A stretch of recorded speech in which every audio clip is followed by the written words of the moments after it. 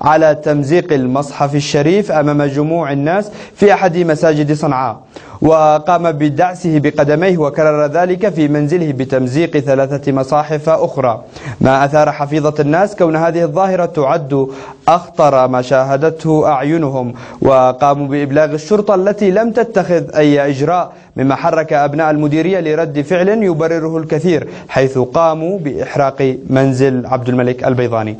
نتابع تفاصيل أكثر من موقع الحدث مع الزميل حمادي الراجحي في هذا التقرير. على غير العادة أفاقت حارة العنقاء في أحد الأحياء الشمالية للعاصمة صنعاء على صباح دام ساده الغضب العرم. في هذا الشارع تجمع مئات الغاضبين للتعبير عن استنكارهم لجريمة بشعة، غير أن لحظة الانفلات كانت مدوية بحق.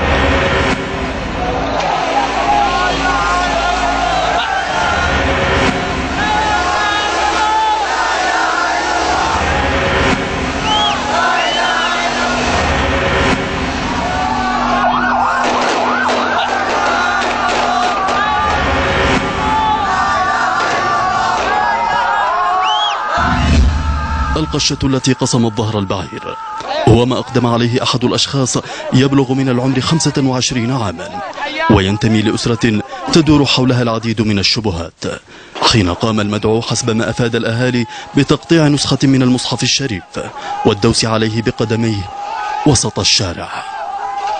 قبل صلاة العصر أمس البارحة قام بتقطيع المصحف ويعني الدوس عليه،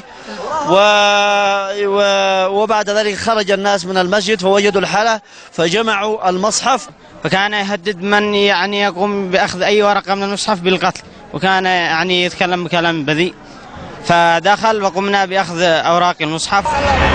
الحادثة تمت حسب رواية شهود عيان في تمام 3:30 من عصر يوم الثلاثاء 14 من شهر إبريل، وفي الحال سارع عدد ممن شاهدوا الواقع إلى إبلاغ الجهات الأمنية في المنطقة، والتي اكتفت حسب قولهم بتحرير المحضر واستلام النسخة المقطعة من المصحف. مع احترامي للسلطات الأمنية في قصور، المفروض كان احتواء الموقف من الساعة 4 عصرا، بلغناهم أمس الساعة 4 عصرا والناس محتشدين، وقلنا لهم سيحتشدون الناس في الجوامع في الحارات في البحية، وهذا ما حصل يوم الصباح.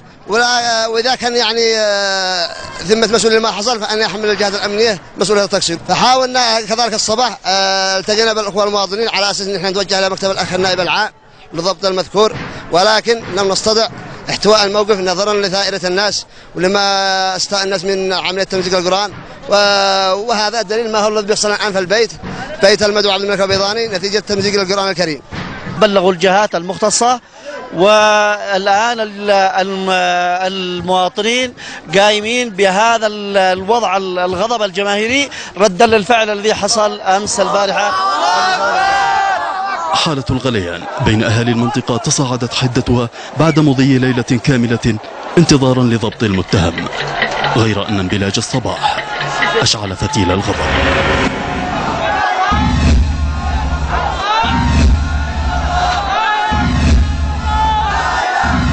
الغريب في الأمر أن المتهم له سوابق عديدة حسب ما أفاد شيخ المنطقة، لعل أبرزها الضلوع في اغتصاب طفلة حتى الموت قبل عامين خلت. حول سوابق هذا الشخص ليس الشخص فقط لكن الأسر كاملة يعني سوابق كثيرا من قبل 20 سنة، من قبل 25 سنة لوالدته، يعني الأسر بشكل عام، وسوابق ثابتة في النيابة العامة في أقسام الشرطة في المحاكم، ولكن يبدو أن لم يتخذ يعني استكمال الإجراءات القانونية ضد المعنيين، فأحاط بهم الله سبحانه وتعالى في القضية الأخيرة، قضية تمزيق القرآن.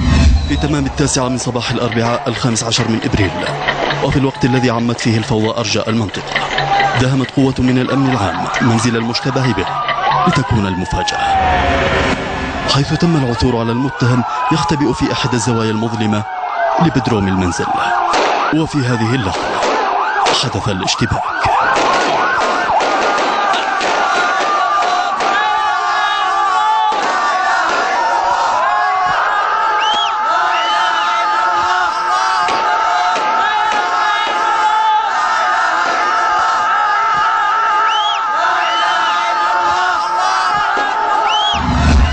بعد القبض على المتهم قوات الأمن اكتفت بدور المشاهد في الوقت الذي أضحت الفوضى العارمة عنوانا للنصرة.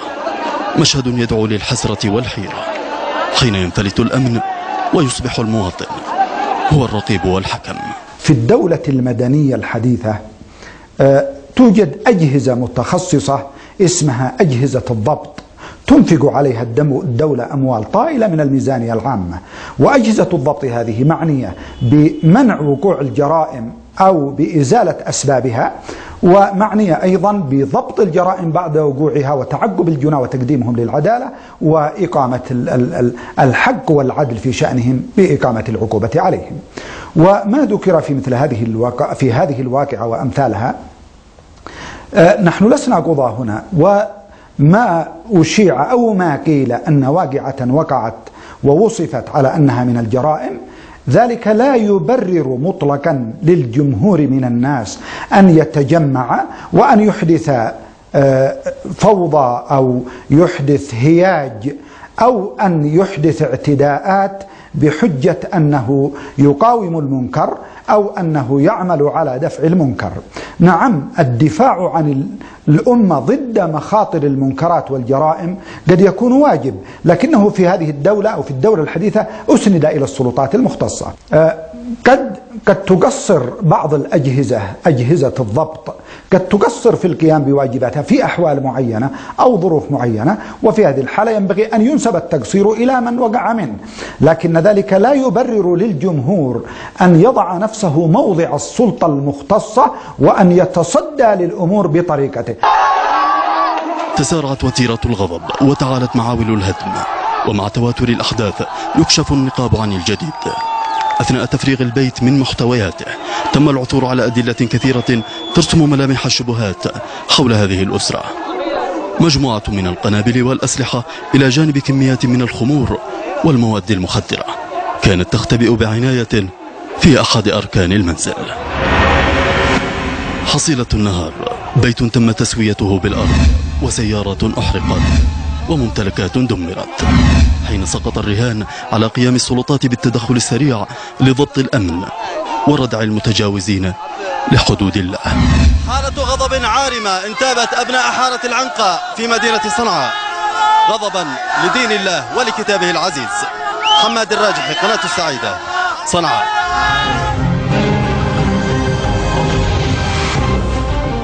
في دائرة المواجهات المتكررة بين القوى الأمنية وعناصر الحوثيين في محافظة صعدة مسلسل من الانتهاك